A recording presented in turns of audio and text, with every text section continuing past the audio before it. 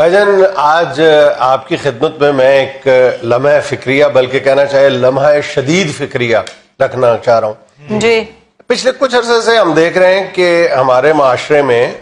مطلب اس سے پہلے یہ ہوتا تھا کہ جو الیکٹرانک میڈیا تھا یا جو فلم تھی وہاں پہ جو بدماش تھے ان کو گلوریفائی کر کے پیش کیا جاتا تھا جی. لیکن اب یہ معاملہ جو ہے نا جب سے یہ سوشل میڈیا کا طوفان آیا ہے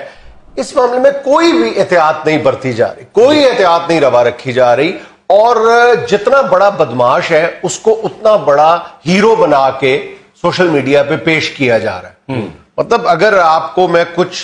فیکٹس بتاؤں تو شاید آپ حیران رہ جائیں کہ نہیں ایسا نہیں ہو سکتا. مطلب پاکستان کے اس وقت جو ٹاپ 20 موسٹ پاپولر ٹک ٹاکرز ہیں ان میں سے 6 جو ہیں وہ بدماش ہیں. وہ خود بدماش ہیں؟ ہاں خود بدماش ہیں جناب. اور مطلب قتل کے مقدمات میں اسمگلنگ میں انوالو ہیں, اور اس طرح ان کو گلوریفائی کیا جاتا ہے جیسے لاہور کے کئی ایسے ٹاپ 10 جن کا نام لے کے بچہ بچہ واقف ہے جن سے,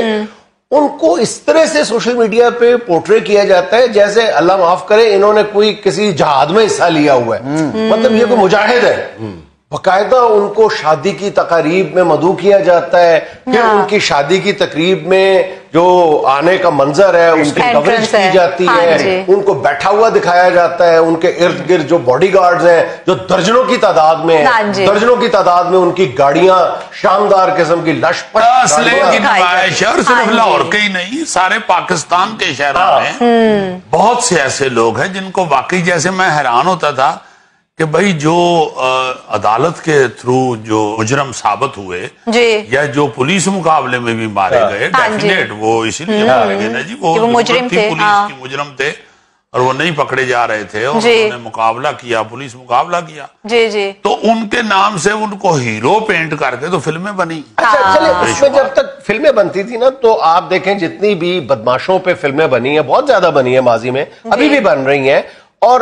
پاکستان اور ہندوستان میں تو بہت زیادہ بنی ہے. لیکن آپ کبھی غور کریں کہ ان میں سے 90% جو فلمیں بنی ہیں نا ان کا جو اختتام ہے نا وہ اس ہیرو یا بدماش کی موت پہ منتج ہے. بدماش کی موت ضروری تھی دکھانی, یہ ایک لازمی حصہ تھا کہ بدماش کو مرتے ہوئے دکھانا ہے, اس کو گلوریفائی نہیں کرنا. اور 90% اس بات پر عمل کیا جاتا تھا. اس کے لیے آپ کو سٹوری کو ٹویسٹ کرنا پڑتا تھا, سٹوری کو خراب کرنا پڑتا تھا, جس طرح بھی ہے آخر میں اس کو بدماش کو مرتے ہوئے دکھانا ہوتا تھا لازمی. لیکن اب یہ ہے کہ جب ان کا رہن سہن دکھایا جاتا ہے, ان کے مطلب انٹرویوز اس طرح کیے جاتے ہیں جس طرح کسی پولیٹیشین کے انٹرویو کیے جا رہے ہیں کہ جی آپ کا زندگی کے بارے میں کیا نظریہ ہے جناب والا, اور وہ آگے سے زندگی کا نظریہ بتا رہا ہے بیٹھ کے. اور اس طرح کے جو کنٹوٹے بدماش ہیں ٹاپ 10 میں ٹاپ 20 میں آتے ہیں, ان کا تعارف یہ کہہ کے کروایا جاتا ہے کہ جی لاہور کے پنڈی کے ٹاپ 10 میں سے فلاں نمبر کا بدماش, اس کا انٹرویو سنیں استغفر اللہ. اور پھر اس کو جائز قرار دینے کے لیے نا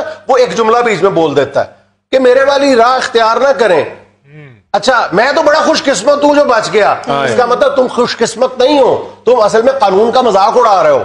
کہ دیکھیں قانون نے میرا کچھ نہیں کیا. اور وہ واقعی قانون کے لیے بھی یہ لمحہ فکریہ ہے کہ ایک بدماش بیٹھا ہوا ہے وہ اپنے 20 قتل کی وارداتوں کا اعتراف کر رہا ہے اور وہ بیٹھا ہوا دھڑلے سے. یہ کون سا قانون ہے؟ اصل میں اپنی اپنی ضرورتوں کے تحت ان لوگوں کو بڑے بڑے لوگوں نے یوز کیا ہے, ان کو تحفظ دیا ہے اپنی ضرورتوں کے لیے. مجھے یاد ہے بڑی اچھی طرح میں نے ایک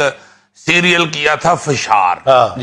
تو وہ اس میں نے اسی طرح کا ایک اسٹوڈنٹ بدماش جو تھا اس کا رول کروایا تھا امجد اسلام امجد صاحب نے. تو اس میں آخر میں یہی لائنیں لکھی ہوئی تھی, ان کے پاس یہی جملے ہوتے ہیں کہ مجھے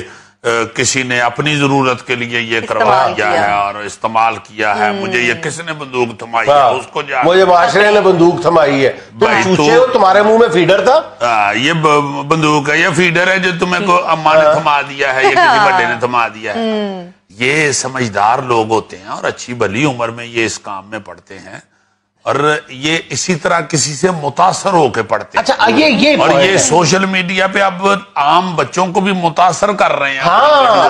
اب یہ دیکھو نا ان کی جو فین فالوئنگ ہے وہ عام جو سوشل میڈیا کے فالوورز ہیں ان سے کئی پرسنٹیج میں زیادہ نہیں ہے, کئی گنا زیادہ ہے, کئی گنا زیادہ ہے. یعنی آپ اندازہ کریں کہ بی بی سی کی ایک میں رپورٹ دیکھ رہا تھا, میں خود اپنی طرف سے نہیں کہہ رہا, بی بی سی کی میں ایک رپورٹ دیکھ رہا تھا کہ عدالت میں کھڑا ہوا شخص وہ ٹک ٹاکر ہے جی, عدالت میں کھڑا ہوا, میں دوبارہ بتا رہا ہوں, مقدمہ قتل میں ملوث, عدالت میں کھڑا ہوا بندہ جو ہے, ملزم جو ہے, وہ اپنی مونچھوں کو تاؤ دے رہا ہے اور اس پر پنجابی گانا لگا ہوا ہے, وہ ٹک ٹاکر ہے.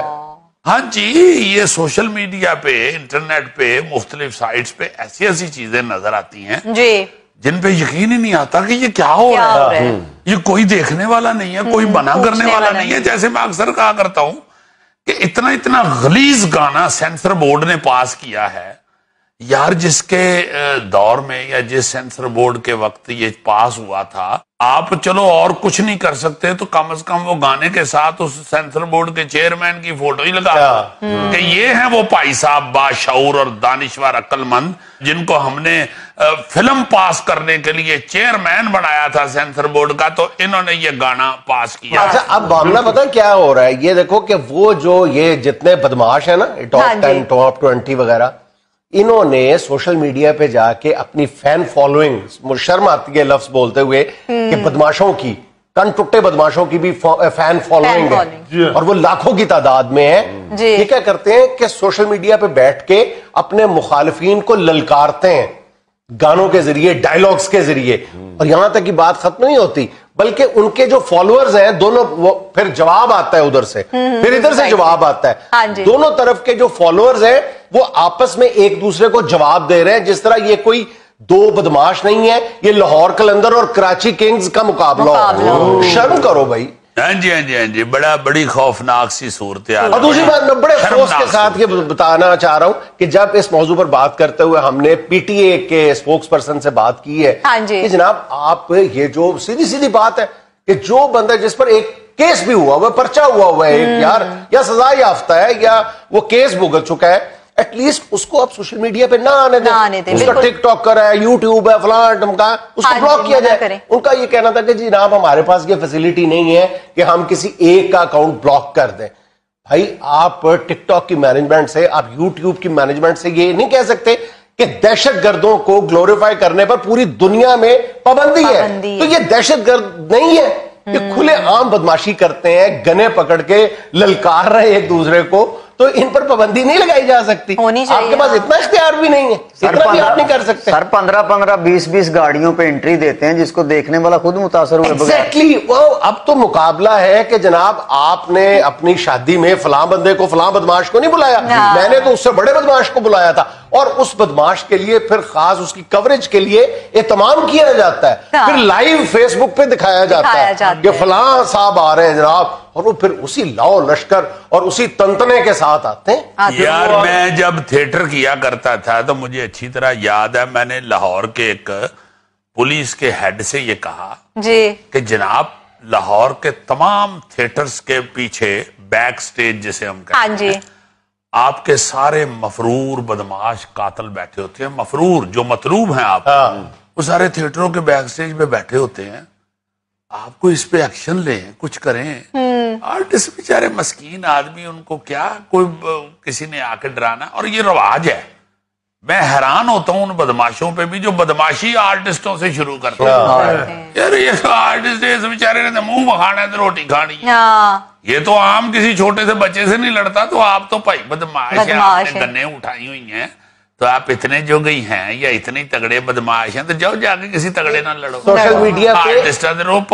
میڈیا پہ ایک بہت بڑا یعنی قبضہ گروپ کا سرغنہ ہے, وہ پولیس کو ہر دوسرے تیسرے دن دھمکیاں دیتا ہے, للکارتا ہے پولیس کو. اور قانون کی بے بسی کا عالم یہ ہے کہ پولیس کا جو ہیڈ ہے اس ڈسٹرکٹ کا, وہ بیچارہ خود سوشل میڈیا پہ آ کے منمناتے ہوئے کہتا ہے کہ میں جناب والا آپ کو جو میں نے کہا ہے نا, وہ اس وجہ سے کہا ہے کہ آپ کا نام 4th شیڈیول میں ہے, اور آپ کو جو کچھ کرنا ہے, اگر شہر سے باہر جانا ہے, کوئی موومنٹ جو ہے وہ ہمیں بغیر بتائے ہوئے آپ نہیں کر سکتے. میں نے اس لیے عرض کیا تھا. پولیس بے بسی کی تصویر بنی ہوئی ہے. اب پولیس تو ساڑھی 80% چھیاں والی ہو گئی. ناظرین ایک چھوٹا سا وقفہ, ہمارے ساتھ رہی.